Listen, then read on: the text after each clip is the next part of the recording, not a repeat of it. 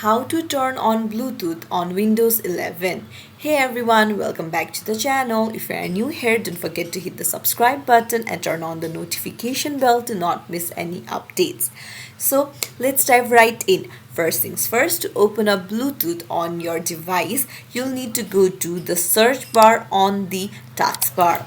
Here you find settings. Go ahead and tap on it, and then you'll find Bluetooth and devices on the left hand side below system. Tap on it, and there you can see the Bluetooth option. You just have to tap on it and toggle it on, and then you can see view more devices. So if you click on it, it will search for more devices where Bluetooths are turned on, and you just have to tap on connect to connect to the Bluetooth device. It's as simple as that. If you found this tutorial helpful, don't forget to like and subscribe to our channel. Thank you for watching.